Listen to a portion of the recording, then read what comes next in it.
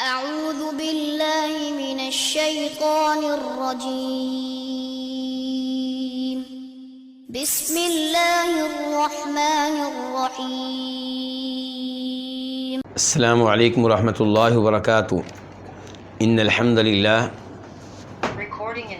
نحمده ونستعینه ونستغفره ونعوذ باللہ من شرور انفسنا ومن سیئات اعمالنا من يهده الله فلا مضل له ومن يضلل فلا هادي له واشهد ان لا اله الا الله وحده لا شريك له واشهد ان محمدا عبده ورسوله يا أيها الذين آمنوا اتقوا الله حق تقاته ولا تموتن إلا وأنتم مسلمون يا أيها الناس اتقوا ربكم الذي خلقكم من نفس واحدة وخلق منها زوجها وبث منهما رجالا كثيرا ونساء واتقوا الله الذي تساءلون به والأرحام إن الله كان عليكم رقيبا يا أيها الذين آمنوا اتقوا الله وقولوا قولا سديدا يصلح لكم أعمالكم ويغفر لكم ذنوبكم ومن يطع الله ورسوله فقد فاز فوزا عظيما أما بعد فإن خير الحديث كتاب الله وخير الهدي هدي محمد صلى الله عليه وسلم وشر الأمور محدثاتها وكل محدثة بدعة وكل بدعة ضلالة وكل ضلالة في النار۔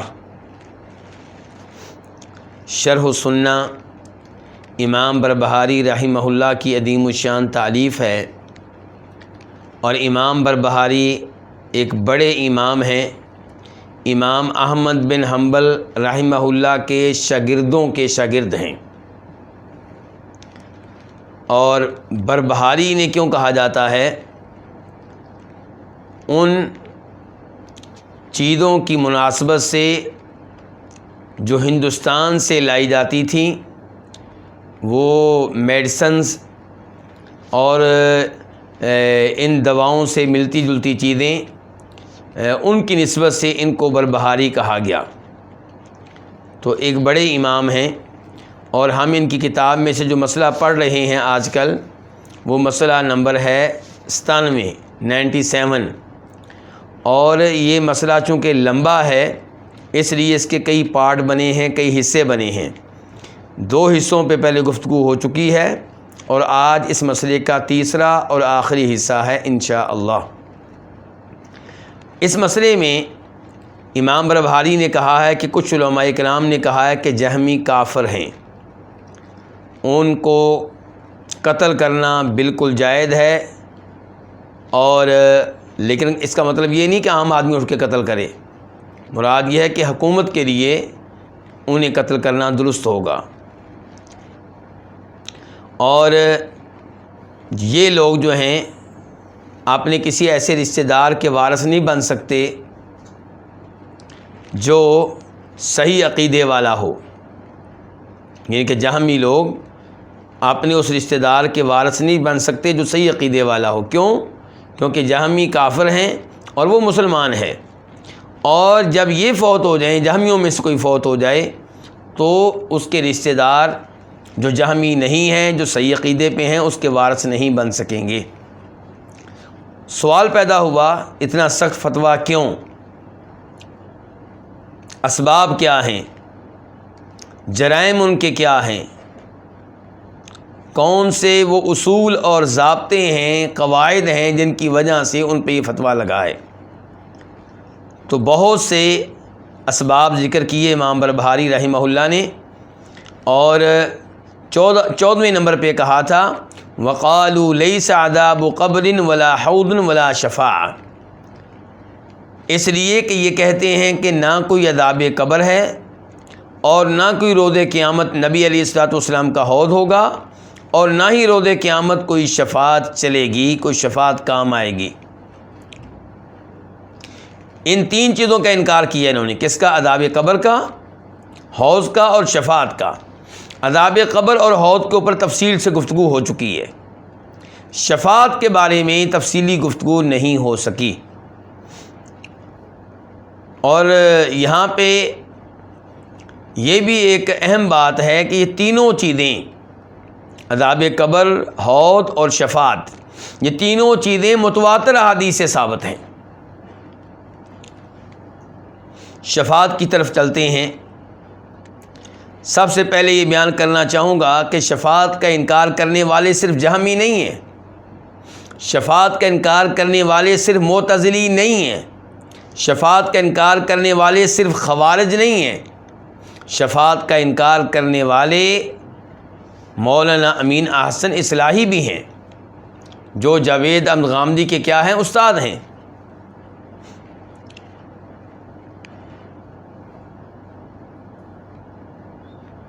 اور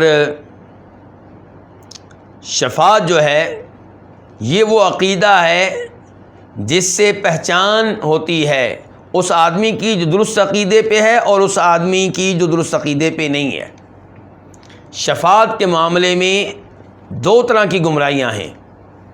ایک گمراہ وہ لوگ جو پیروں کی بیعت کرتے ہیں، قبر والوں کے ساتھ جڑ جاتے ہیں اور انہیں پیر کا اور ولی ہونے کا ایسا درجہ دیتے ہیں کہ یہ عقیدہ رکھتے ہیں کہ چونکہ ہم ان کو راضی کر رہے ہیں، ان کی قبر پہ آتے ہیں، چادریں چڑھاتے ہیں، بکرے ذبح کرتے ہیں، ان کی ہم نے بیعت کر رکھی ہے، اس لیے روز قیامت یہ ہماری شفاعت کریں گے اور ان کی شفاعت اللہ تعالیٰ کو ماننا پڑے گی، اللہ ریجیکٹ نہیں کر سکے گا۔ کیوں؟ کیونکہ یہ اللہ کے پیارے ہیں، بڑے انہوں نے مراقبے کیے ہیں، بڑی باتیں کی ہیں، بڑی نیکیاں کی ہیں۔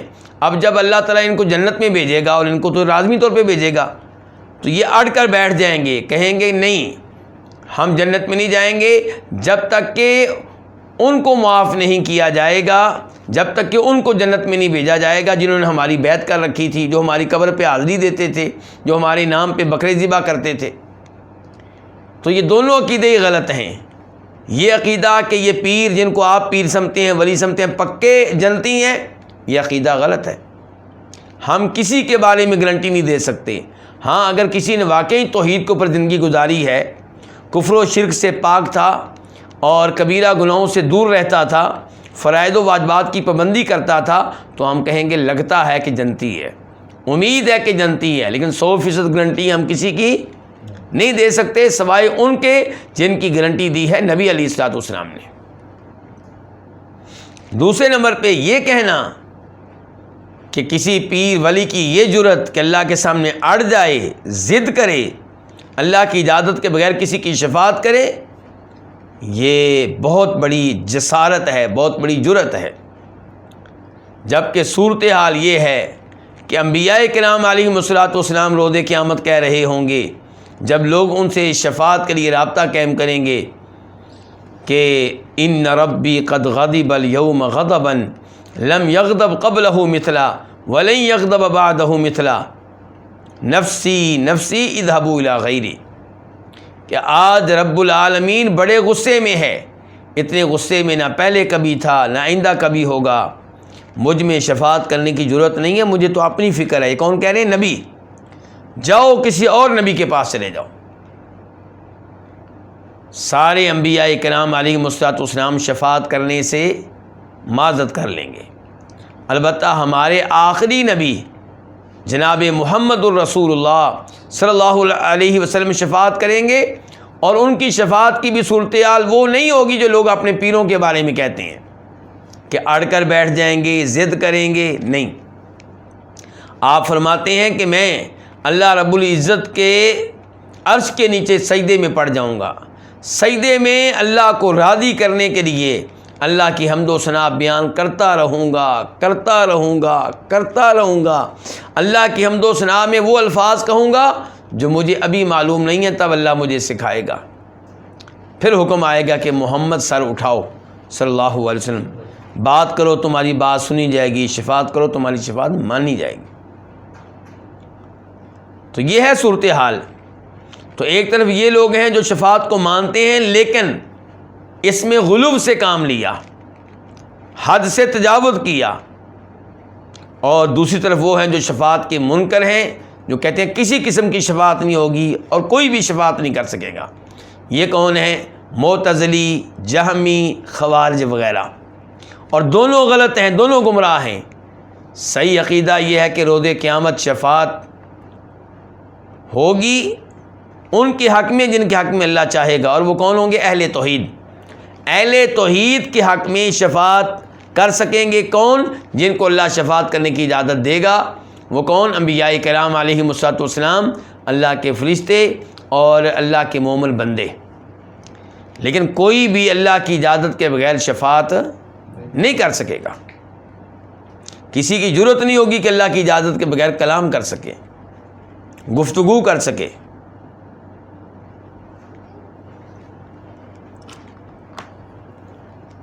تو امام طحاوی اپنے مشہور و معروف عقیدے میں، جس کو عقیدہ طحاویہ کہتے ہیں، وہاں شفاعت کے مسئلے میں کیا کہتے ہیں اہل سنت کا عقیدہ بیان کرتے ہوئے؟ آئیے دیکھتے ہیں۔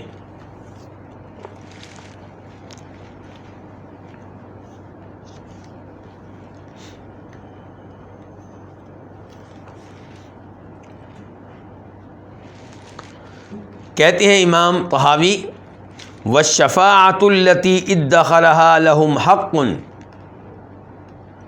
اور نبی علیہ الصلوۃ والسلام کی وہ شفاعت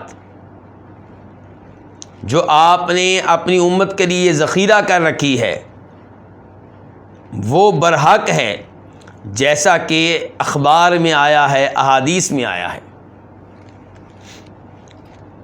اس کا کیا مطلب ہے ذخیرہ کر رکھی ہے؟ فرماتے ہیں نبی علیہ الصلوۃ والسلام، اللہ نے ہر نبی کو ایک ایسی دعا کرنے کی اجازت دی جو اللہ تعالیٰ لازمی طور پہ قبول فرمائیں گے۔ تو آپ کہتے ہیں کہ ہر نبی نے وہ دعا دنیا میں ہی کر لی، اور میں نے اسے ذخیرہ کر لیا ہے، سٹور کر لیا ہے، میں اسے اپنی امت کے حق میں شفاعت کے طور پہ استعمال کروں گا۔ اور شفاعت کی کئی اقسام ہیں۔ ایک ہے شفاعت عظمیٰ، جب لوگ میدان حشر میں ہوں گے اور انبیاء کرام سے درخواست کریں گے کہ آپ ہماری شفاعت کریں تاکہ اللہ تعالیٰ حساب کتاب شروع کریں، یعنی کہ بعد کا معاملہ ہے کہ کون جنت میں جائے گا کون جہنم میں جائے گا، کم از کم میدان حشر کی سختیوں سے تو نجات ملے۔ تو یہ ہے شفاعت عظمیٰ، یہ خاص ہے ہمارے نبی کے ساتھ صلی اللہ علیہ وسلم کو، اور نبی یہ شفاعت نہیں کر سکے گا۔ یہی وہ شفاعت ہے جس سے انکار کر دیں گے، معذرت کر لیں گے دیگر انبیاء کرام علیہم السلام۔ اور دوسرے نمبر پہ آپ کی وہ شفاعت ہے جو آپ کئی ایسے لوگوں کے حق میں کریں گے جن کی نیکیاں اور گناہ برابر ہوں گے، تو آپ شفاعت کریں گے تو آپ کی شفاعت سے وہ جنت میں داخل ہوں گے۔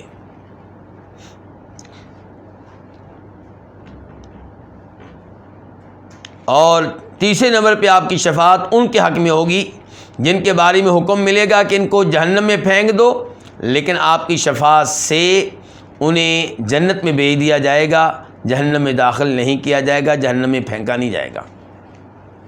چوتھے نمبر پہ آپ کی شفاعت کئی ایسے لوگوں کے حق میں ہوگی جو جنت میں داخل ہو چکے ہوں گے، آپ کی شفاعت سے ان کے درجات مزید بلند ہو جائیں گے۔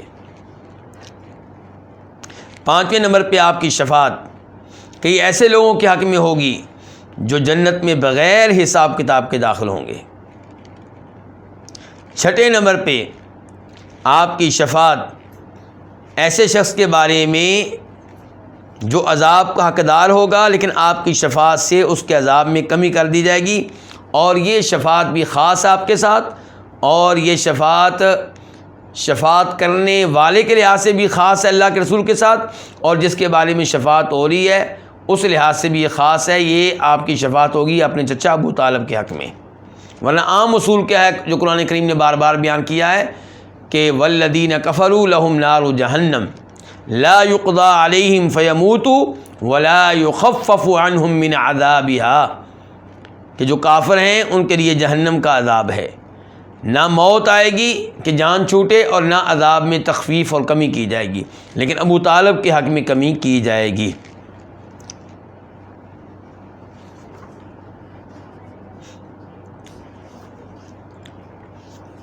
ساتویں نمبر پہ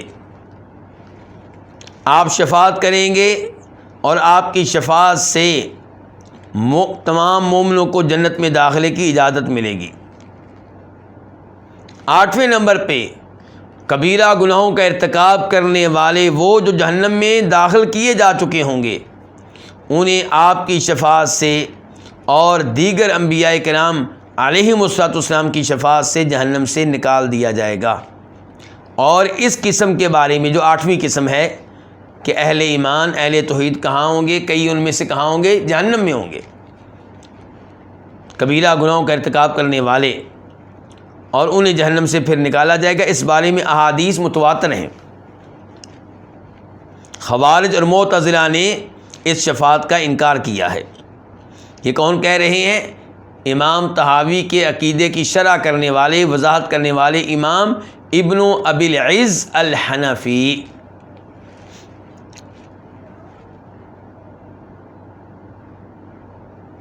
اور کہتے ہیں کہ مخالفت کرنے والے 2 طرح کے لوگ ہیں جنہوں نے شفاعت کی اس قسم کا انکار کیا ہے۔ نمبر 1 وہ لوگ جو اس بارے میں آنے والی احادیث کی صحت سے ناواقف ہیں، اور دوسرے نمبر پہ وہ جو جانتے ہیں کہ یہ احادیث صحیح ہیں لیکن ضد کرتے ہوئے انہوں نے اس کا انکار کیا اور اپنی گمراہی پہ قائم و دائم رہے۔ امام ابن ابی العز الحنفی کہتے ہیں کہ یہی وہ شفاعت ہے جس میں حصہ ڈالیں گے دیگر لوگ بھی، فرشتے، دیگر انبیاء کرام علیہم السلام اور مومن بھی۔ آپ علیہ السلام فرماتے ہیں اس حدیث میں جسے انس بن مالک روایت کرتے ہیں، شفاعتی لأہل الکبائر من امتی، میری شفاعت ان کے لیے ہوگی جو میری امت میں سے کبیرہ گناہوں کا ارتکاب کرنے والے ہیں۔ اور معتزلہ کا عقیدہ کیا ہے، خوارج کا عقیدہ کیا ہے کہ جس نے کبیرہ گناہ کا ارتکاب کیا، سود لینے کا ارتکاب یا جادو کا ارتکاب یا بدکاری کا ارتکاب، یتیموں کا مال کھانے کا ارتکاب، اس قسم کا کوئی بھی بڑا گناہ کیا اور توبہ کیے بغیر فوت ہو گیا، وہ ہمیشہ ہمیشہ کے لیے جہنم میں رہے گا۔ اور ہمارا عقیدہ کیا اہل سنت کا، اہل حدیث کا، کہ اہل ایمان اہل توحید جن کا عقیدہ ٹھیک ہوا یہ سب کے سب جنت میں ہوں گے، کچھ شروع سے جنت میں پہنچ جائیں گے اور کچھ جہنم میں سزا لے لینے کے بعد جنت میں پہنچ جائیں گے۔ اور آپ کی یہ حدیث کہ میری امت میں سے کبیرہ گناہوں کا ارتکاب کرنے والے ان کے لیے میری شفاعت ہوگی، اس حدیث کو روایت کرنے والے امام احمد ہیں، امام ابو داؤد ہیں، اور ابو داؤد شریف میں اس کا نمبر ہے 4739 4739۔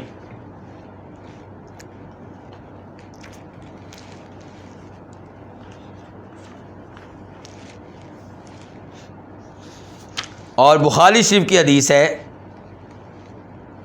راوی اس کے ابو سعید خدری ہیں، لمبی حدیث ہے، اس کا آخری حصہ بیان کر رہا ہوں۔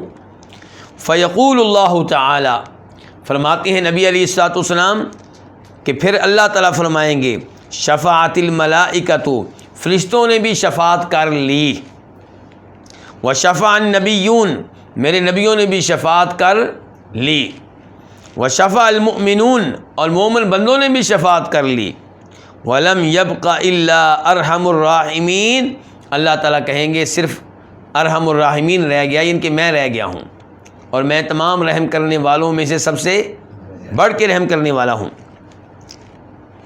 چنانچہ اللہ تعالیٰ جہنمیوں کی ایک مٹھی لیں گے تو اللہ تعالیٰ جہنم سے ایسے لوگوں کو بھی نکال دیں گے جنہوں نے کبھی بھی کوئی خیر کا کام نہیں کیا ہوگا۔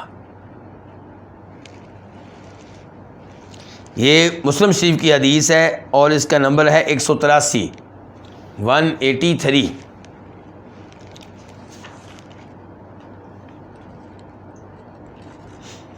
امام ابن ابی العز الحنفی کہتے ہیں کہ مشرک قسم کے لوگ، عیسائی لوگ اور بدعتی لوگ، وہ اپنے مشائخ اور پیروں کی بیعت کو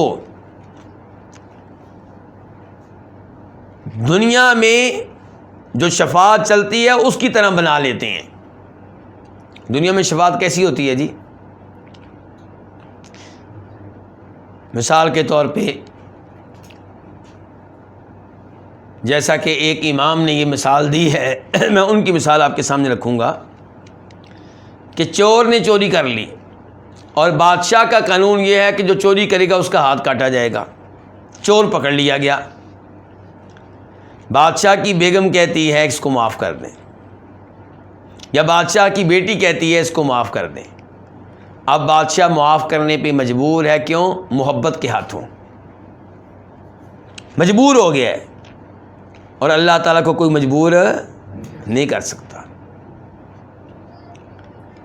دوسرے نمبر پہ چور کو لایا گیا اور فوج کے سربراہ نے، سپہ سالار نے، chief of the army staff نے شفاعت کر دی۔ اب یہاں پہ بھی بادشاہ کو بات ماننا پڑے گی، کیوں؟ کیونکہ فوج کا سربراہ ہے، اگر اس کی بات نہ مانی تو جب اس کو موقع مل گیا مجھے قتل کروا دے گا، کر دے گا، یا میرا تختہ الٹ دے گا۔ تو یہاں ڈر کے مارے شفاعت ماننا پڑی۔ تو اللہ تعالیٰ کو کسی کا ڈر اور خوف نہیں ہے۔ یہ دنیا میں شفاعتیں چلتی ہیں، یہ دونوں۔ ایک اور شفاعت چلتی ہے دنیا میں، وہ کیا کہ بادشاہ کے پاس مجرم لایا گیا، بادشاہ نے اس کی فائل پڑھی، اس کا ریکارڈ پڑھا، بادشاہ نے دیکھا یہ تو بڑا اچھا آدمی ہے، اس نے بڑے بڑے کارنامے سر انجام دیے ہوئے ہیں، لگتا ہے اس سے غلطی ہو گئی ہے بس، ورنہ عادی مجرم نہیں ہے۔ اب بادشاہ خود اس کو معاف کرنا چاہتا ہے، لیکن بادشاہ چاہتا ہے کہ معاف کرنے سے پہلے کسی کو شفاعت کرنے کا موقع دے دوں تاکہ شفاعت کرنے والے کی عزت بن جائے، لوگوں میں اس کا مقام و مرتبہ بڑھ جائے۔ کس کا؟ شفاعت کرنے والے کا۔ چنانچہ بادشاہ کے اشارے کو دیکھ کر کوئی نہ کوئی وزیر اٹھتا ہے، شفاعت کرتا ہے، اور یہاں پہ بادشاہ کو نہ ڈر ہے وزیر کا، نہ اس کی محبت کے ہاتھوں مجبور ہے، خود بادشاہ معاف کرنا چاہتا ہے، لیکن چاہا کہ اس وزیر کی شان میں اضافہ ہو جائے، اس کا مقام و مرتبہ لوگوں میں بڑھ جائے، تو وہ شفاعت کرتا ہے، بادشاہ معاف کر دیتا ہے۔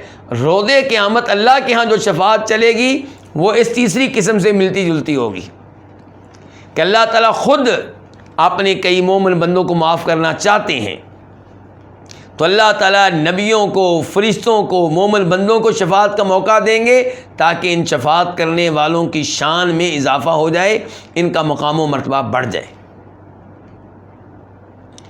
ورنہ اللہ کا کوئی ایسا ولی یا دوست ہو جو اللہ کی مجبوری بن جائے، ایسا کوئی نہیں ہے۔ اللہ تعالیٰ فرماتے ہیں سورہ بنی اسرائیل کے آخر میں وَلَمْ يَكُنْ لَهُ وَلِيٌّ مِّنَ الذُّلِّ وَكَبِّرْهُ تَكْبِيرًا۔ اللہ کا ایک بھی ایسا ولی نہیں ہے جو اللہ کی مجبوری بن جائے۔ اللہ کے ولی بہت ہیں، لیکن ولی ایسا ہو کہ اللہ کی مجبوری بن جائے، اللہ کی کمزوری بن جائے، نہیں، اللہ کی کمزوری کچھ بھی نہیں ہے۔ اللہ ہر کمزوری سے پاک ہیں، ہر عیب سے پاک ہیں۔ اللہ کو کوئی بے بس نہیں کر سکتا، نہ محبت کے ذریعے اور نہ ڈر اور خوف کے ذریعے۔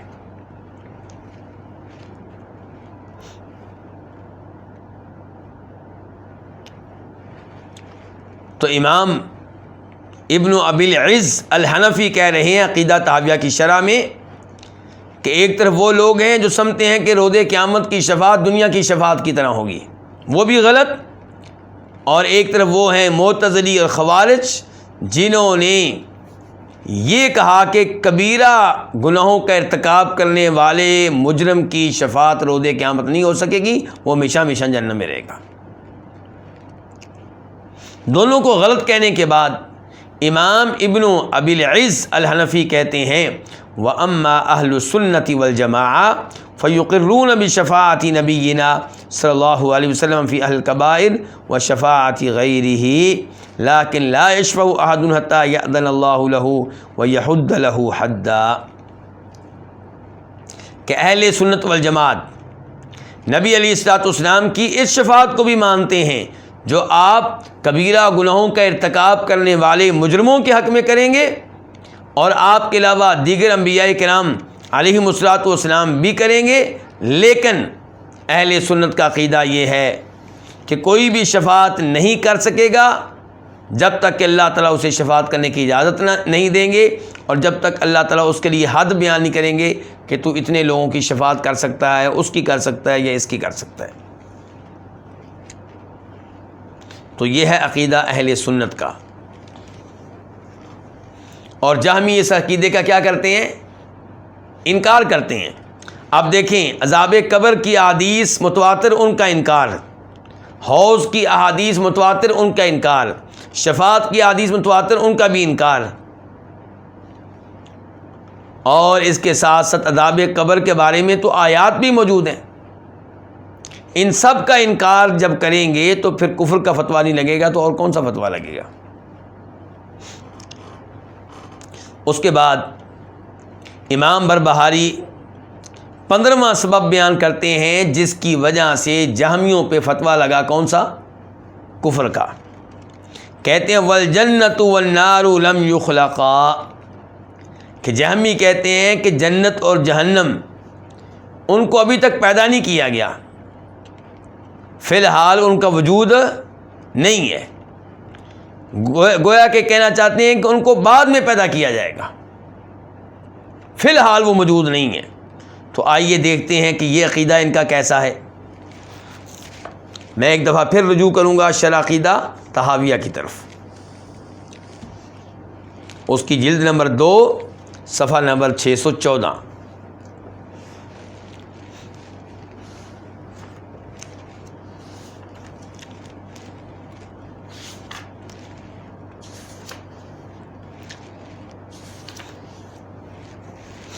دیکھیے جی امام طحاوی کیا کہہ رہے ہیں۔ امام طحاوی کون ہے؟ حنفی، اور ان کا لکھا ہوا عقیدہ اہل سنت کا عقیدہ ہے، اور یہ سلفی مدارس میں بھی پڑھایا جاتا ہے۔ تو کہتے ہیں امام طحاوی والجنت والنار مخلوقتان، جنت اور جہنم دونوں پیدا کی جا چکی ہیں، لا تفنیان ابدا ولا تبیدان، جنت اور جہنم یہ کبھی بھی فنا نہیں ہوں گی، ختم نہیں ہوں گی، ہمیشہ ہمیشہ کے لیے ہیں۔ یہ کس کے الفاظ سے؟ امام طحاوی کے۔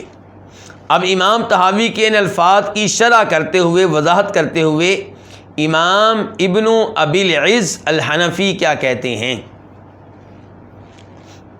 کہتے ہیں کہ اتفق اہل السنت علی ان الجنت والنار مخلوقتان موجودتان الان ولم یزل علی ذلک اہل السنہ، کہ اہل سنت کا اتفاق ہے اس بات پہ کہ جنت بھی پیدا کی جا چکی، جہنم بھی پیدا کی جا چکی، اور یہ دونوں اب موجود ہیں، اور ہمیشہ سے اسی عقیدے پہ رہے ہیں اہل سنت۔ اہل سنت سے مراد کون ہے؟ پہلے بھی کئی دفعہ وضاحت کر چکا ہوں، کوئی یہ نہ سمجھے کہ اہل سنت سے مراد وہ ہیں جو پاک و ہند میں، بر صغیر میں، اردو بولنے والوں میں اپنے آپ کو اہل سنت کہتے ہیں اور اہل سنت کے نام پہ قبضہ کر چکے ہیں۔ اہل سنت سے مراد وہ لوگ ہیں جو صحیح عقیدے پہ ہیں، جو کفر و شرک پہ نہیں ہیں، بدعات پہ نہیں ہیں، اور آج اہل سنت کے نام پہ پاک و ہند میں قبضہ ان لوگوں کا ہے جو قبر پرست ہیں، جو قبر والوں کو مشکل کشا، حاجت روا سمجھتے ہیں، جو بدعات کے ارتکاب کرنے میں سب سے آگے ہیں۔ تو ان کی بات نہیں ہو رہی، حقیقی جو اہل سنت ہیں ان کی بات ہو رہی ہے۔ تو امام ابن ابی العز الحنفی کہتے ہیں اہل سنت کا اتفاق ہے کہ جنت بھی موجود ہے، جہنم بھی موجود ہے۔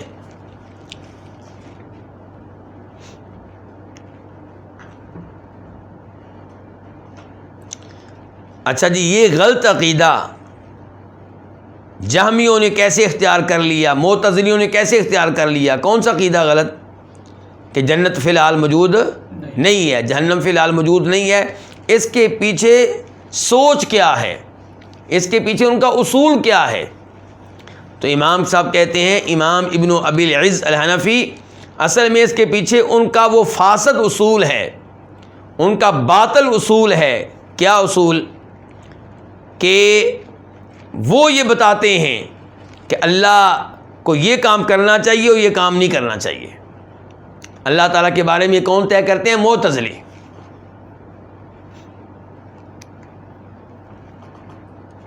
اور اللہ تعالیٰ کو وہ قیاس کرتے ہیں اللہ کی مخلوق پہ، اور کہنے لگے کہ جنت کو ابھی سے پیدا کر دینا، قیامت سے پہلے پیدا کر دینا، اتنا عرصہ پہلے، یہ ایک فضول چیز ہے، فضول حرکت ہوگی، بے فائدہ کام ہوگا، اور ایسا بے فائدہ کام اللہ نہیں کر سکتے.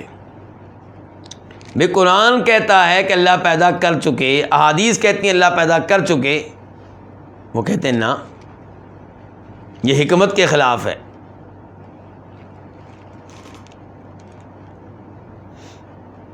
آئیے قرآن میں کہاں آیا ہے کہ جنت پیدا کی جا چکی، جہنم پیدا کی جا چکی؟ سورہ آل عمران آیت نمبر 130 سے لے کر 133 تک کا مطالعہ کریں، 131 سے لے کر 133 تک.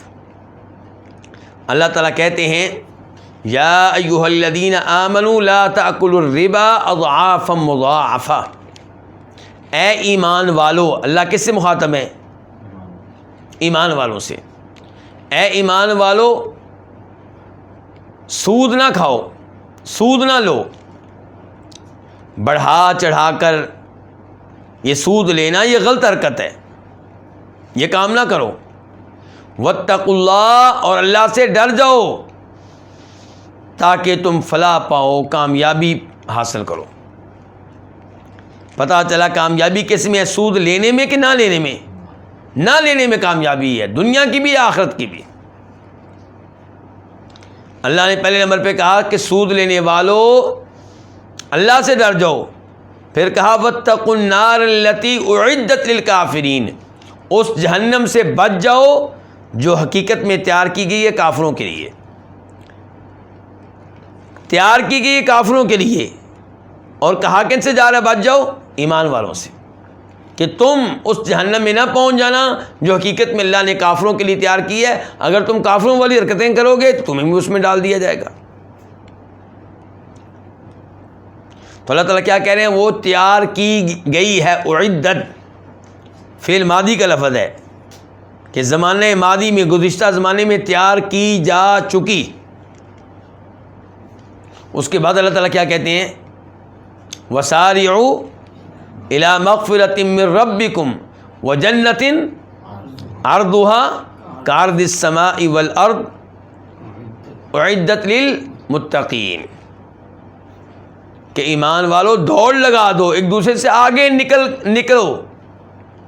کیا حاصل کرنے کے لیے؟ کیا لینے کے لیے؟ اللہ کی طرف سے مغفرت کا، بخشش کا سرٹیفکیٹ لینے کے لیے، اور جنت کی طرف جانے کے لیے محنت کرو، ایک دوسرے سے آگے نکلو. وہ جنت جس کی چوڑائی آسمان و زمین کے برابر ہے. وہ جنت کن کے لیے تیار کی گئی؟ فرمایا اعدت للمتقین، وہ تیار کی گئی ہے تقوی اختیار کرنے والوں کے لیے، پرہیزگاروں کے لیے، کبیرہ گناہوں سے بچنے والوں کے لیے، اللہ سے ڈرنے والوں کے لیے. تو تیار ہوگی ہے، تیار کی جا چکی ہے، تیار کی جا چکی ہے. تو ان آیات میں جہنم کے بارے میں اللہ نے کہا وہ تیار ہو چکی ہیں، جنت کے بارے میں کیا کہا؟ تیار ہو چکی ہیں. اور سورہ نبا آیت نمبر 21 اور 22، 21 22، اللہ تعالیٰ کہتے ہیں ان جہنم کانت مرصادا، جہنم ہمیشہ سے گھات میں ہے. کن کے گھات میں؟ مجرموں کے گھات میں، ان کا انتظار کر رہی ہے. للطاغین مآبا، یہ جہنم جو ہے یہ ٹھکانہ ہے کن کا؟ سرکشوں کا. تو اللہ تعالیٰ کہہ رہے ہیں ان جہنم کانت مرصادا، کہ جہنم انتظار کر رہی ہے، گھات لگائے بیٹھی ہے. تو اس کا کیا مطلب؟ جہنم موجود ہے کہ غیر موجود ہے؟ موجود ہے. سورہ نجم کی طرف آ جائیں، آیت نمبر 13 سے لے کے 15، 13 سے لے کر 15 تک۔ اللہ تعالیٰ فرماتے ہیں نبی علیہ الصلوۃ والسلام کا تذکرہ کرتے ہوئے اور جبریل علیہ السلام کا تذکرہ کرتے ہوئے، اور یہ بتاتے ہوئے کہ آپ علیہ السلام نے جبریل علیہ السلام کو ان کی اصلی شکل میں دیکھا ہے۔ فرمایا وَلَقَدْ رَآهُ نَزْلَةً أُخْرَىٰ، آپ نے انہیں دوسری بار بھی دیکھا ہے۔ اور ٹوٹل آپ علیہ السلام نے جبریل علیہ السلام کو ان کی اصلی شکل و صورت میں کتنی بار دیکھا ہے؟ 2 بار۔ تو فرمایا انہیں ایک بار اور بھی دیکھا ہے، کہاں پہ؟ عند سدرۃ المنتہا، بیری کے درخت کے پاس۔ کون سا درخت؟ بیری کے درخت مکہ میں تھا کہ مدینہ میں؟ عند سدرۃ المنتہا، بیری کا وہ درخت جو اوپر ہے۔ عندہا جنت الماوا، جس کے پاس جنت ہے۔ بیری کا وہ درخت جس کے پاس کیا ہے؟ جنت ہے۔ جنت ہے کہ ہوگی؟ ہے۔ اور یہ تو قرآن کریم کی آیات تھیں جن سے پتہ چلا کہ جنت اور جہنم موجود ہیں۔ اب آپ احادیث کی طرف آ دیں۔ مثال کے طور پہ یہ حدیث ہے بخاری مسلم کی، اسراء و معراج کے بارے میں حدیث ہے، راوی ہیں جناب انس بن مالک۔ اس میں کیا ہے کہ آپ فرماتے ہیں ثم انطلق بی جبریل، پھر جبریل مجھے لے کر چلے حتی اتی سدرۃ المنتہا، یہاں تک کہ بیری والے درخت کے پاس آئے۔ بیری کے درخت کو منتہا کیوں کہتے ہیں؟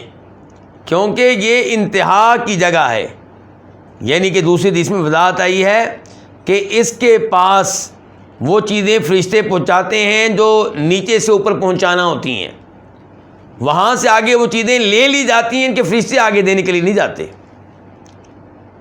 اور جو چیزیں اوپر سے آتی ہیں وہ بھی یہاں پہنچ جاتی ہیں، یہاں سے کون لے لیتے ہیں؟ فرشتے لے لیتے ہیں۔ تو آپ فرماتے ہیں مجھے جبریل لے کر گئے یہاں تک کہ وہ بیری والے درخت کے پاس پہنچ گئے۔ فغشیہا الوان لا ادری ما ہی، بیری کے اس درخت کو کئی رنگوں نے ڈھانک رکھا تھا، مجھے نہیں پتا وہ رنگ کیا تھے، یعنی کہ میں ان کی وضاحت بھی نہیں کر سکتا۔ قال، آپ کہتے ہیں اس کے بعد ثم دخلت الجنہ، پھر میں جنت میں داخل ہوا۔ ہاں جی، پیدا ہو چکی ہے کہ پیدا ہوگی؟ پیدا بھی ہو چکی ہے، بلکہ اللہ کے نبی کہتے ہیں میں اس میں داخل ہوا باقاعدہ۔ فَإِذَا فِيهَا جَنَابِذُ اللُّؤْلُؤِ، اور وہاں موتی کے گنبد تھے، اور جنت کی مٹی کستوری کی تھی۔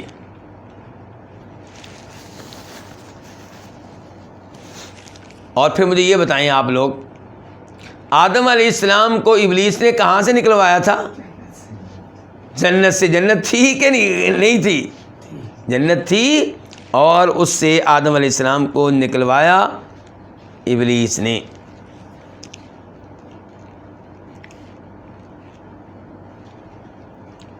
اس کے بعد یہ حدیث دیکھیں آپ، یہ حدیث موطا کی ہے، امام مالک کی حدیث کی کتاب موطا، اور سنن میں بھی آئی ہے، یعنی کہ ابو داؤد وغیرہ میں۔ راوی کون ہے؟ کعب بن مالک۔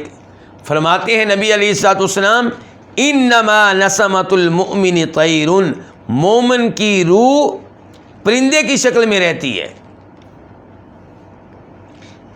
یعلق فی شجر الجنہ، مومن کی روح پرندے میں ہوتی ہے، اور یہ پرندہ جنت کے درختوں سے کھاتا پیتا ہے۔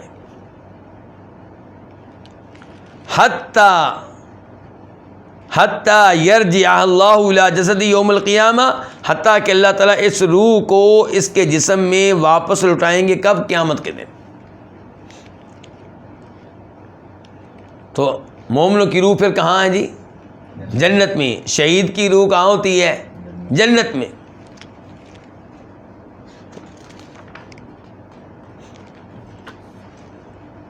امام ابن ابی العز الحنفی کہتے ہیں وَهَذَا صَرِيحٌ فِي دُخُولِ الرُّوحِ الْجَنَّةَ قَبْلَ يَوْمِ الْقِيَامَةِ، یہ حدیث بڑی صراحت سے وضاحت کر رہی ہے کہ روح جو ہے وہ جنت میں داخل ہو چکی ہوگی قیامت کے دن سے پہلے۔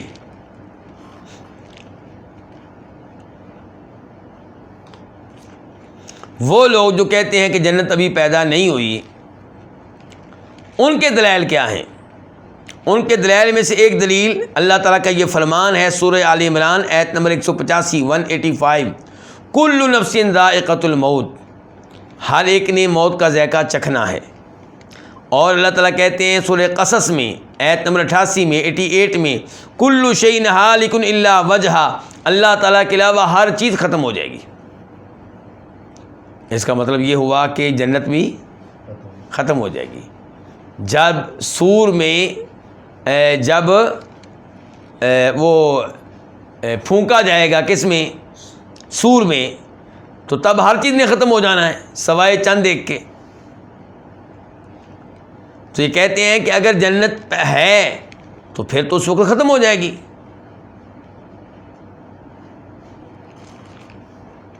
تو اب آپ کے پاس کیا دلائل ہیں جی؟ تو امام ابن ابی العز الحنفی نے اس کا بڑا شاندار جواب دیا ہے۔ وہ کہتے ہیں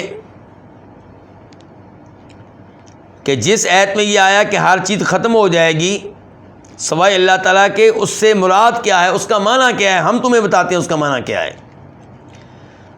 المراد کل شیء مما کتب اللہ علیہ الفناء والہلاک ہالک، کہ اس ایت سے مراد یہ ہے کہ ہر وہ چیز جس کے بارے میں اللہ نے طے کر رکھا ہے کہ اس نے ختم ہونا ہے، فنا ہونا ہے، وہ فنا ہو جائے گی۔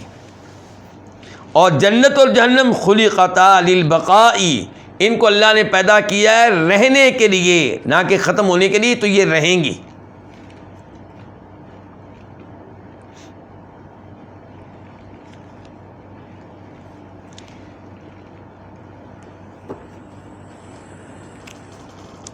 تو 15ویں نمبر پہ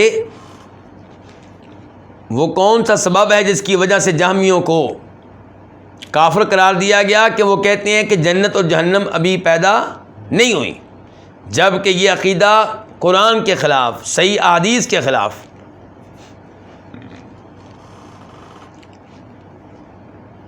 سولہویں نمبر پہ سبب بیان کر رہے ہیں امام بربہاری جہمیوں کے کافر ہونے کا، کہ وَأَنْكَرُوا كَثِيرًا مِمَّا قَالَ رسول اللہ صلی اللہ علیہ وسلم، کہ انہوں نے انکار کیا بہت سی ایسی باتوں کا، بہت سی ایسی احادیث کا جو اللہ کے رسول علیہ السلام نے بیان کی تھیں، کہی تھیں، ارشاد فرمائی تھیں۔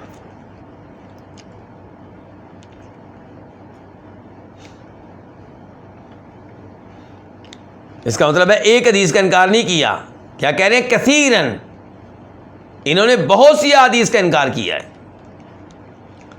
اس کے بعد کہتے ہیں امام بربہاری فَاسْتَحَلَّ مَنِ اسْتَحَلَّ تَكْفِيرَهُمْ وَدِمَاءَهُمْ مِنْ هَذَا الْوَجْهِ، اسی وجہ سے ان کے کافر قرار دیے جانے کو اور ان کے خون کے بہانے کو، ان کے قتل کرنے کو حلال قرار دیا جس نے بھی حلال قرار دیا، یعنی کہ یہ ہیں وہ اسباب۔ یہ 16 اسباب ذکر کرنے کے بعد امام بربہاری کہتے ہیں یہ ہیں وہ اسباب، یہ ہے وہ وجہ جس کی بنا پہ، جس کی بنیاد پہ حلال جانا ہے، جس نے بھی حلال جانا ہے، حلال جانا ہے کس کو؟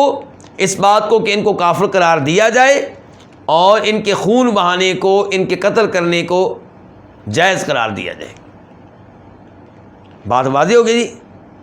فاستحل، تو حلال جانا، حلال قرار دیا، من استحل، جس نے بھی حلال قرار دیا، تکفیرہم، ان جہمیوں کے کافر قرار دیے جانے کو، ودماءہم، اور ان کے خون کے بہائے جانے کو، من ھذا الوجہ، اس وجہ سے،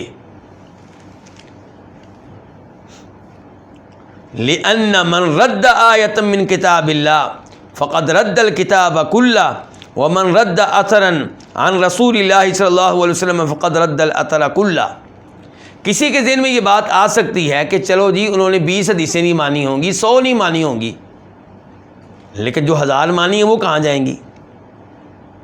قرآن کریم کی 1-2 آیتوں کا انکار کیا ہوگا، اور جو ہزاروں قرآن کریم کی آیتیں مانی ہیں، سینکڑوں مانی ہیں، وہ کہاں جائیں گی؟ آپ صرف ایک ان کی آیت کے پیچھے پڑ گئے، 2 آیتوں 3 آیتوں کے پیچھے جس کا انہوں نے انکار کیا، اور آپ نے یہ نہیں دیکھا اتنی آیتیں جو انہوں نے مانی ہیں، چند حدیثوں کا انہوں نے انکار کیا، آپ اس وجہ سے کافر قرار دے رہے ہیں، اور جو اتنی حدیثیں مانی ہیں ان کی طرف کیوں نہیں دیکھتے آپ؟ یہ بڑا اہم اشکال ہے نا۔ تو امام بربہاری کہتے ہیں سن لو، کیونکہ من رد آیت من کتاب اللہ، جس نے قرآن کریم کی ایک آیت کو ماننے سے انکار کیا، ایک آیت کو مسترد کیا، ایک آیت کو ریجیکٹ کیا، فقد رد الکتاب کلہ، اس نے سارے قرآن کا انکار کر دیا ہے۔ آپ اللہ تعالیٰ کی 100 باتیں مان لیں اور کہیں کہ یا اللہ ایک بات میں تیری نہیں مانتا، تو کیا ایسے آدمی کو مسلمان کہا جائے گا؟ مسلمان وہ ہوگا جو اللہ کی سب باتوں کو مانے، ہاں عمل کرنے میں کوتاہی ہو جاتی ہے، ویسے کہ یا اللہ میں تیری ساری باتیں مانتا ہوں لیکن میں کمزور ہوں، عمل کرنے میں نماز کو واجب مانتا ہوں لیکن کبھی کبھی ایک آدھ نماز میری رہ جاتی ہے، میں زکوٰۃ کو واجب مانتا ہوں لیکن کبھی کبھی سستی کر بیٹھتا ہوں، میں حج کو واجب مانتا ہوں لیکن یا اللہ اس سال بس مجھے موقع نہیں مل رہا۔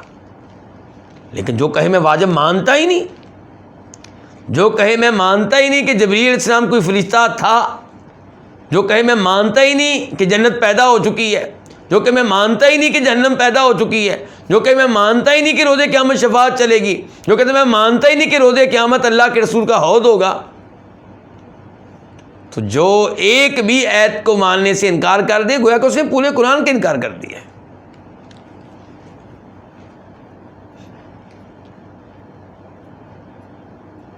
تو قرآن سے ذہاب قبر ثابت ہے، انہوں نے انکار کیا۔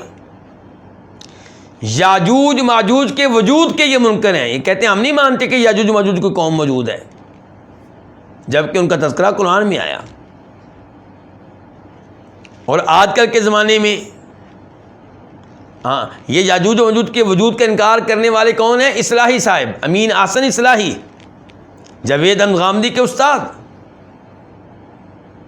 اور قرآن میں آیا وَاسْتَشْهِدُوا شَهِيدَيْنِ مِن رِجَالِكُمْ فَإِن لَّمْ يَكُونَا رَجُلَيْنِ فَرَجُلٌ وَامْرَأَتَانِ مِمَّن تَرْضَوْنَ مِنَ الشُّهَدَاءِ کہ مالی معاملات میں 2 مردوں کو گواہ بنا لیا کرو، اگر 2 مرد نہ ملیں تو پھر 1 مرد اور 2 عورتیں۔ اس کا مطلب یہ ہے کہ 1 مرد کی جگہ پہ کتنی عورتیں؟ 2۔ اس کا مطلب ہے عورت کی گواہی مرد کے مقابلے میں آدھی ہے مالی معاملات میں۔ اب یہ سورہ بقرہ ہے، قرآن ہے، اور امین احسن اصلاحی صاحب بڑی جرت کے ساتھ یہ کہتے ہیں کہ مرد و عورت برابر ہیں گواہی میں۔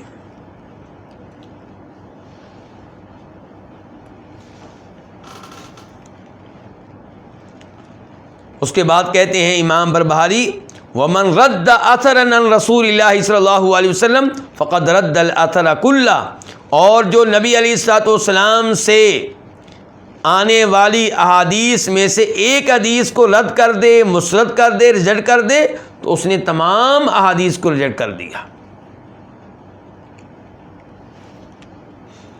یعنی کہ وہ قسمیں اٹھاتا رہے، نہیں نہیں میں باقی مانتا ہوں، نہیں، جب تو نے ایک بات نہیں مانی تو باقی ماننے کا کوئی مطلب نہیں ہے۔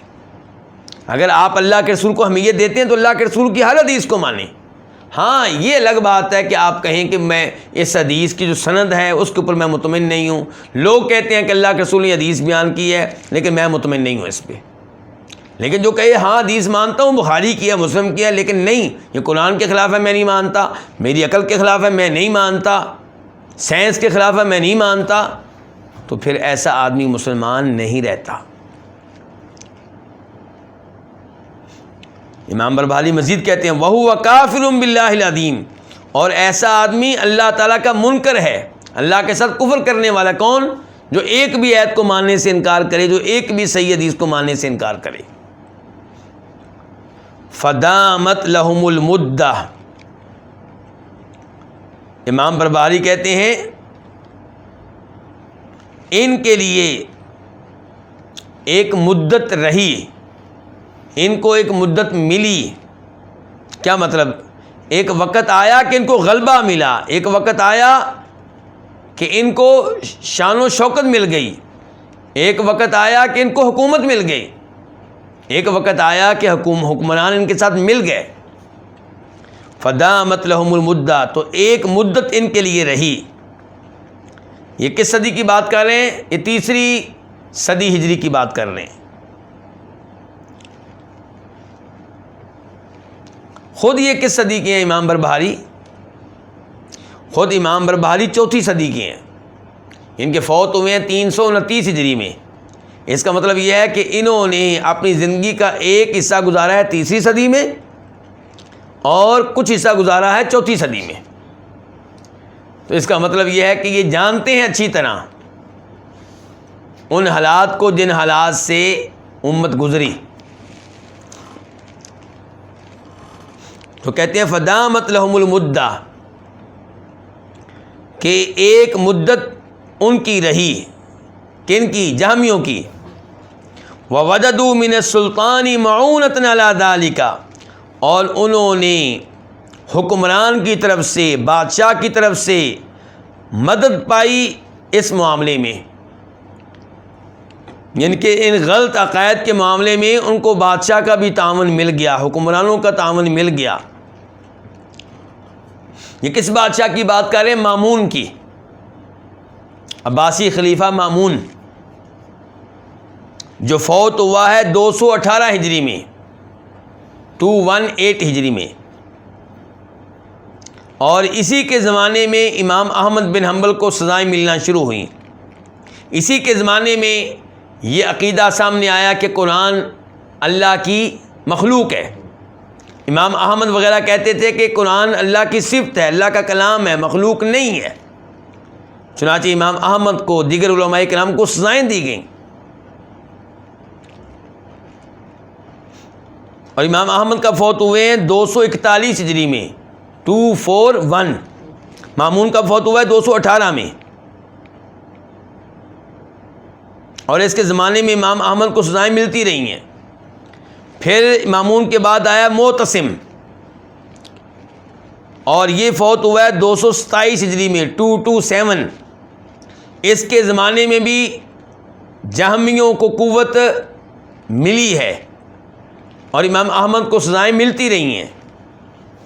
پھر حکمران بنا ہے واثق، اور یہ فوت ہوا ہے 232 ہجری میں، 232.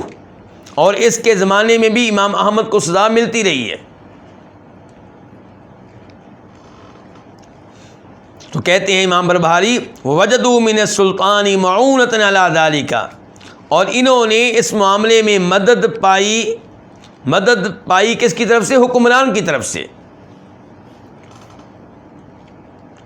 وَوَضَعُوا السَّيْفَ وَالصَّوْتَ دُونَ ذَلِكَ، اور انہوں نے تلواریں اور کوڑے وہ رکھے دون ذالک، اس کے دفاع میں، اپنے غلط عقائد کے دفاع میں، اپنی کفریات کے دفاع میں انہوں نے امت کی گردنوں پہ تلواریں چلائیں اور ان کے جسم پہ کوڑے مارے. تو انہوں نے وضع السیف، تلوار رکھی اور کوڑے رکھے. کہاں رکھے؟ امت کی گردنوں پہ، ان کے جسم پہ. دون ذالک، اس کے دفاع میں. کس کے دفاع میں؟ غلط عقائد کے دفاع میں، کفریات کے دفاع میں. فدرس علم السنت والجماع، چنانچہ سنت کا علم، صحیح عقیدے کا علم، احادیث کا علم مٹ گیا. والجماع، اور اہل سنت بھی مٹ گئے. یعنی کہ اس زمانے میں اہل سنت کمزور ہوئے اور عقیدہ جو ہے وہ بھی کمزور ہوا، یعنی کہ لوگوں کے عقائد کمزور ہوئے. وَأَوْهَنُوهُمَا، انہوں نے ان دونوں چیزوں کو کمزور کیا. کس کو؟ احادیث کو، سنت کو، عقیدے کو اور اہل سنت کو. وَصَارَتَا مَكْتُومَتَيْنِ، ہمارے پاس ہے مکتومینی، لیکن کئی نسخوں میں ہے مکتومتینی اور وہ زیادہ بہتر ہے. اور یہ دونوں چیزیں پوشیدہ ہو گئیں، چھپی ہوئی ہوگی. کون سی دونوں چیزیں؟ سنت بھی، اہل سنت بھی، صحیح عقیدہ بھی اور صحیح عقیدے کو اپنانے والے بھی چھپنے لگے. یہ دونوں چیزیں چھپی ہوئی کیوں ہو گئیں؟ لِإِظْهَارِ الْبِدْعِ، بدعتوں کے ظاہر ہونے کی وجہ سے، بدعتوں کے غلبے کی وجہ سے. وَالْكَلَامِ فِيهَا، اور ان میں کلام کی وجہ سے. وَلِكَثْرَتِهِمْ، اور ان کی کثرت کی وجہ سے. کن کی کثرت؟ جہمیوں کی، بدتیوں کی، غلط عقیدے والوں کی۔ واتخذ المجالس، اور انہوں نے مجلسیں سنبھال لیں، مجلسیں قائم کیں، یعنی کہ پروگرام ان کے ہوتے تھے، درس ان کے چلتے تھے، ممبر و محراب پہ بیٹھنے کی، گفتگو کرنے کی اجازت ان کو ملتی تھی۔ تو واتخذ المجالس، انہوں نے مجلسیں قائم کر لیں۔ وَأَظْهَرُوا رَأْيَهُمْ، اور اپنی رائے کو ظاہر کیا، ان کے کھل کے اپنا غلط عقیدہ بیان کیا۔ رائے کیا تھی کہ قرآن کیا ہے؟ مخلوق ہے، اللہ کی صفت نہیں ہے، اور اس قسم کے دیگر عقائد۔ وَوَضَعُوا فِيهِ الْكُتُبَ، اور اس بارے میں انہوں نے کتابیں لکھیں، کتابیں گھڑیں، یعنی کہ اپنے باطل کو رواج دینے کے لیے، غلط عقیدے کو رواج دینے کے لیے انہوں نے کتابیں لکھیں۔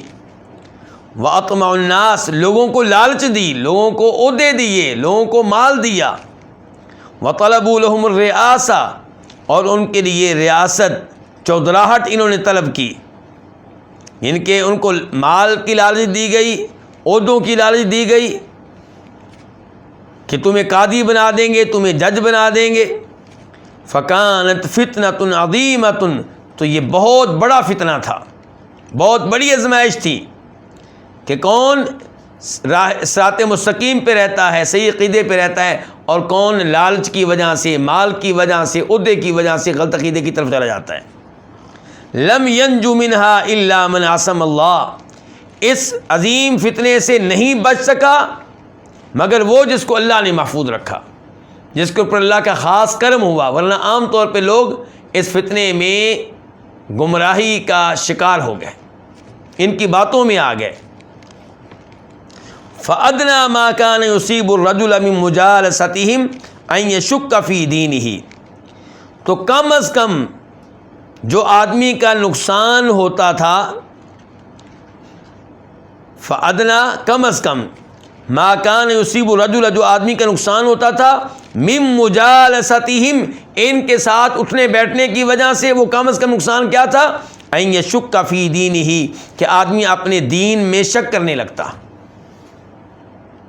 یہ ہوتا ہے کافروں کے ساتھ بیٹھنے کا نقصان، بدتیوں کے ساتھ بیٹھنے کا نقصان۔ آج آپ دیکھتے نہیں کہ ہمارے وہ بچے جو جدید یونیورسٹیوں میں پڑھتے ہیں یا کافر ممالک میں پڑھتے ہیں، وہ اپنے دین کے بارے میں شکوک و شبہات کا شکار ہو جاتے ہیں، اللہ کے بارے میں شک ہونے لگتا ہے، نبی علیہ الصلوۃ والسلام کے اوپر شکوک و شبہات کا اظہار کہ 4 سے زائد شادیاں کیوں کی تھیں، یہ تو بڑا ظلم ہے جی عورتوں کے اوپر، جہاد کیوں کیا جی۔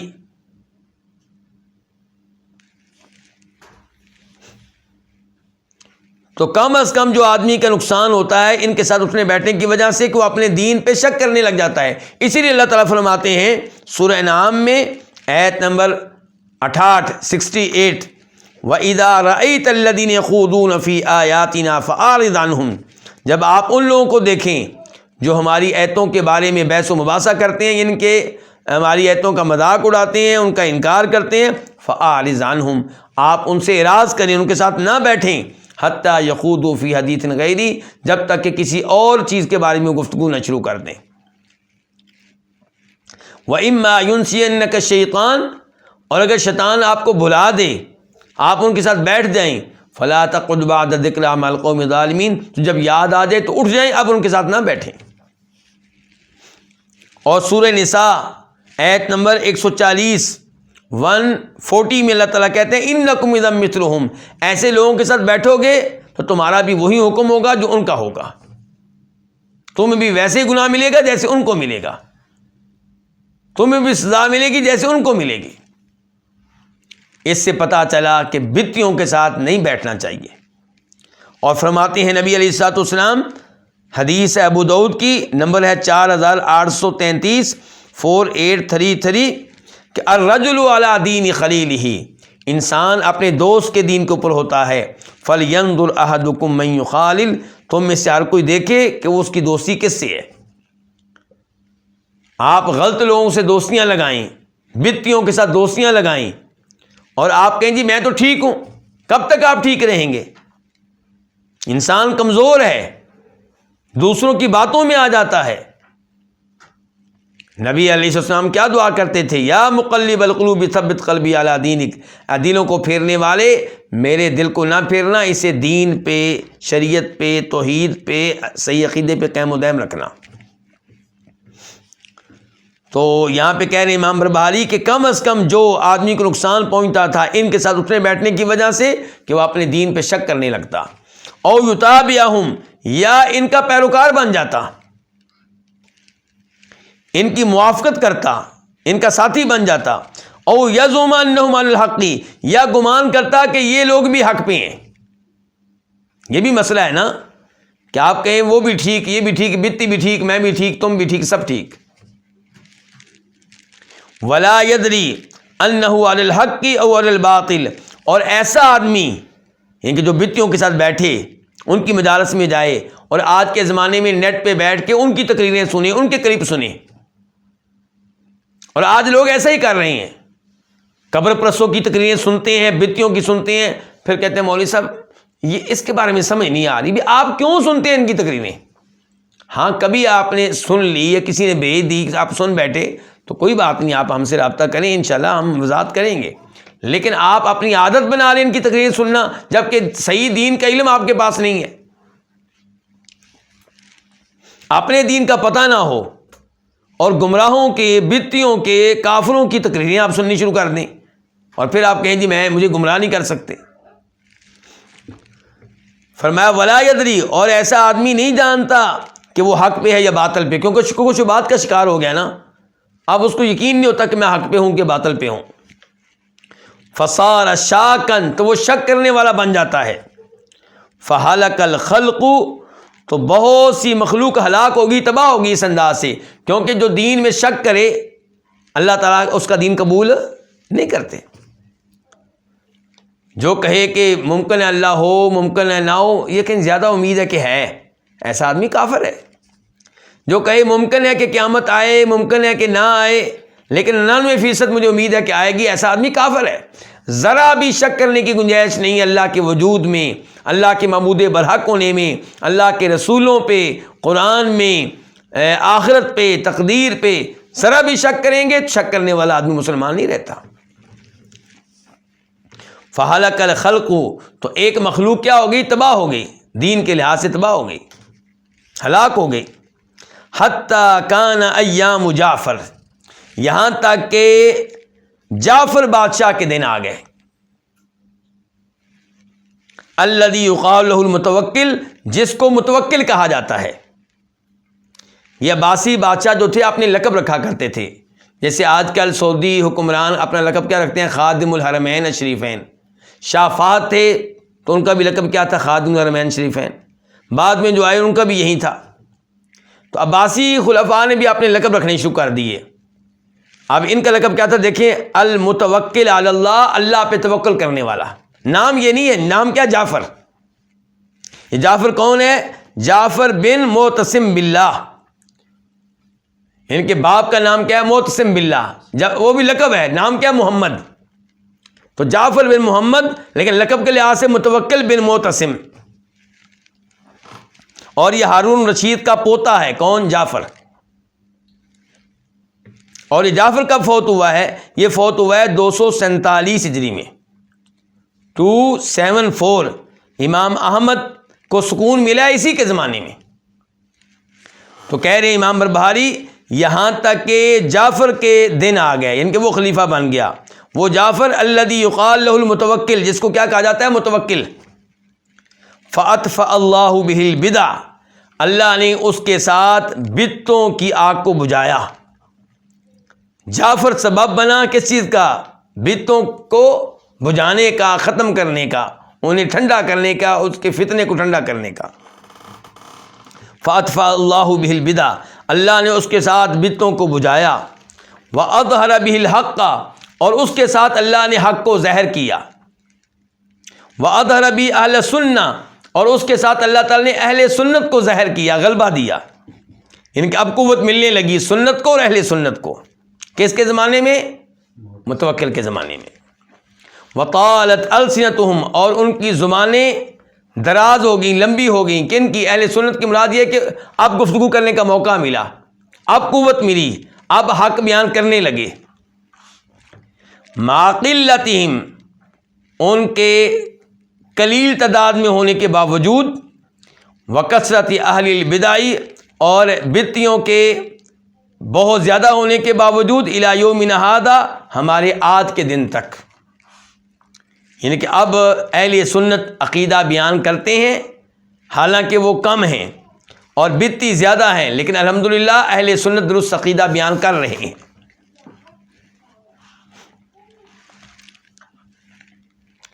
والرسم واعلام الضلالۃ قد بقی قوم یعملون بها، رسم کا معنی کیا ہے؟ اثر، نشان۔ واعلام الضلالہ، اعلام کا معنی کیا ہے؟ اس کا معنی بھی ہے آثار، نشانات۔ تو کہتے ہیں کہ گمراہی کے جو نشانات ہیں، ایک قوم رہی یعملون بہا، وہ اس پہ عمل کرتی رہی، یعنی کہ قوت مل گئی اہل سنت کو متوکل کے زمانے میں، لیکن پھر بھی کچھ لوگ رہے جو گمراہی کے ان نشانات پہ، ان آثار پہ عمل کرتے رہے۔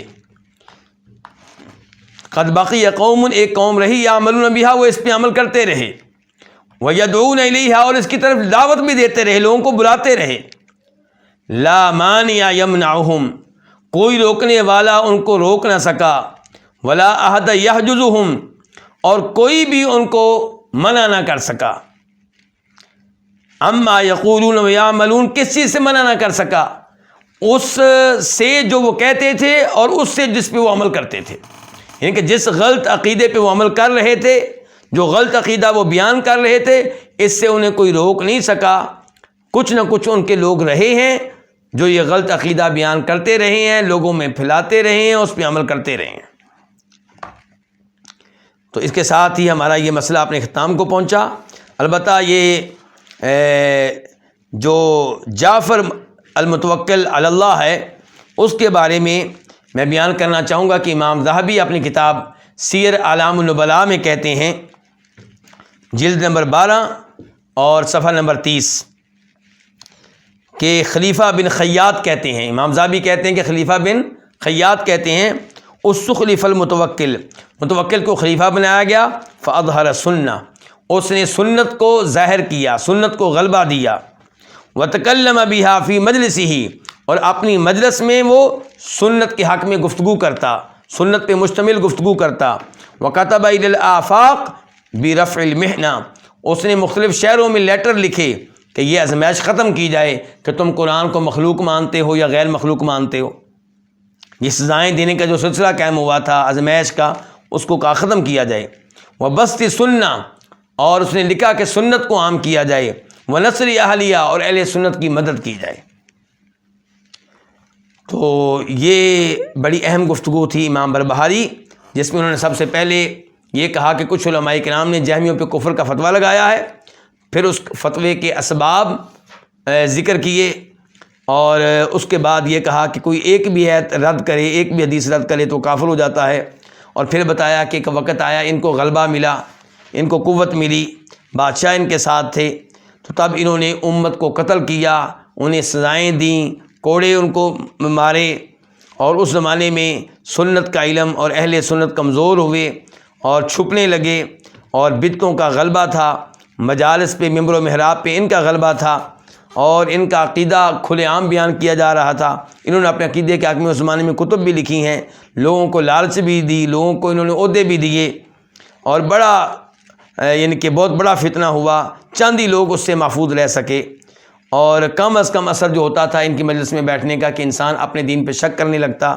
یا پھر ان کا ساتھی بن جاتا، یا کم از کم یہ سمجھتا کہ وہ بھی حق پہ ہیں، اور اپنے بارے میں شکوک و شبہات کا شکار ہو جاتا۔ تو بہت سے لوگ اس طرح شکوک و شبہات کے ذریعے یا ان کا عقیدہ اختیار کر کے تباہ و برباد ہو گئے، اپنی آخرت انہوں نے تباہ و برباد کر لی، اور پھر وقت آیا متوکل کا، تو اس کے ذریعے پھر یہ بدعتیں جو ہیں یہ ٹھنڈی ہونے لگیں، اور حق کو غلبہ ملا، اہل سنت کو غلبہ ملا، اور آج تک جو ہیں اہل سنت اپنے عقائد بیان کر رہے ہیں، حالانکہ وہ کم ہیں اور یہ زیادہ ہیں، اور ہر زمانے میں ایسے لوگ رہے ہیں جو گمراہی کے اوپر عمل کر رہے ہیں اور اس پہ گامزن ہیں۔